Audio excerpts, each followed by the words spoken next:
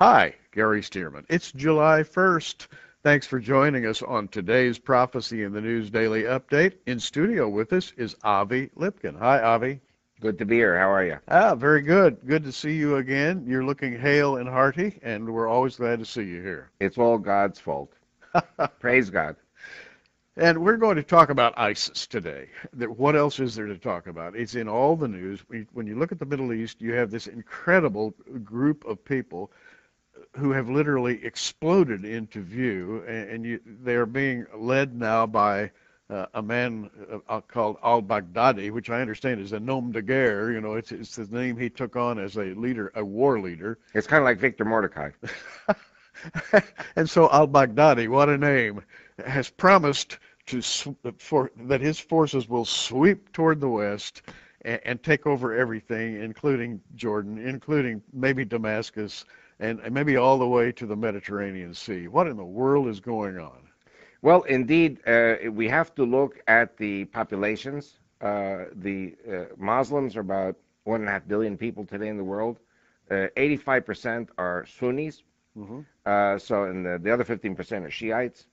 So let's say 85%, quick mathematics, that's about 1.2 billion people are Sunnis, which means ISIS has a lot of potential recruits.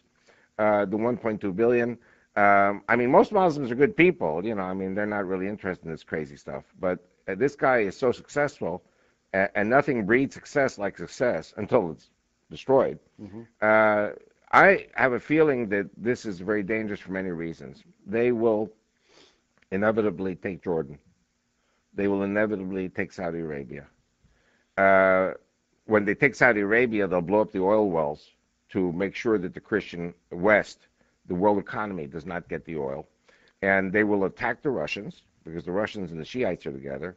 The Tatars, Chechens, Circassians, the Turks, all these are going to fight Russia to the death. Russia's going to be pulled into battle, is what you're saying. By the Sunnis. They will overthrow Bashar al-Assad simply because they got the numbers. I have a quick question, though. And then they'll go against the United States and Israel, too. Here's a quick question. Suppose they do sweep into Jordan and overthrow Abdullah. This will bring them right up to the Jordan River. Right.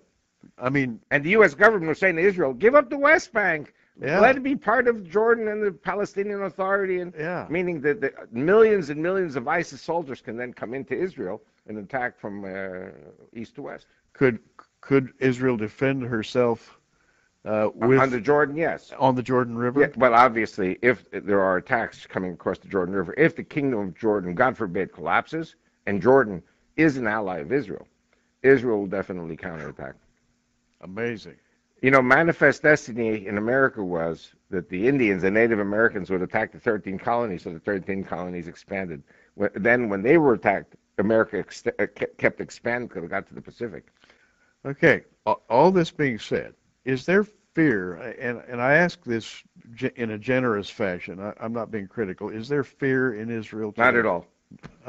I'm glad you gave me that answer. I was afraid of what you might say. Yeah. Not at all. Not at all. And like I said before, were the American colonists afraid when there were these Indian attacks? And you know, I mean, for the Native Americans felt they were doing the right thing to defend their Native American communities. In the end, the white colonists won. Then the Native Americans became part of the American people. Native Americans are American like everyone else, original Americans.